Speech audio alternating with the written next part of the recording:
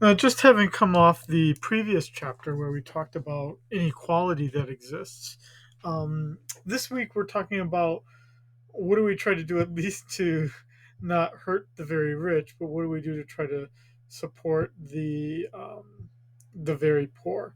And so, what are those programs that we have that exist to help out individuals? So, in the poverty and welfare chapter, we talk a bit about how poverty itself is measured, and then from that try to understand what are sort of some of the characteristics of a person who's poor.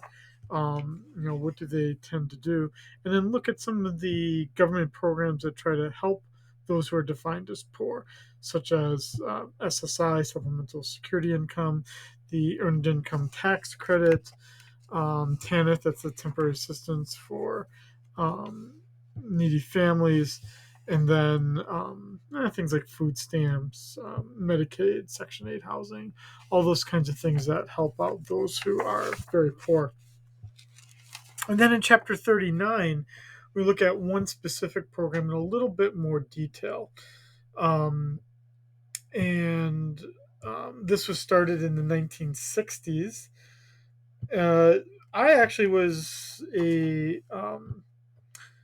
part of the program back when I was a kid. So I guess it shows that, well, one, Shining was pretty poor as a kid, but it also it does go to show you as well that one of the themes of the Head Start program is that the government makes targeted investments for education for the poor, for early childhood education, which typically is not an expense that a poor family can afford. But by making that small investment when the child is before they would be in kindergarten, they are better prepared for public, freely accessible schooling once they reach kindergarten age.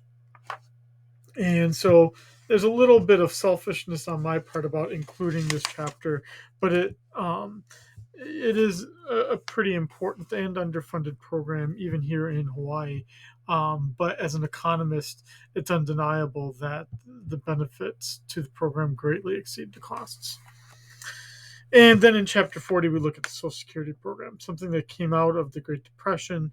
And to be honest, is the um, just heavily relied upon for income security for those who are disabled, for those who are a widow, for orphans, and for the retired. So we know that that program, Social Security program, is perhaps soon to go bankrupt. But in some sense, this chapter illustrates for us that we can't let it go bankrupt because so many groups rely on it for poverty reduction.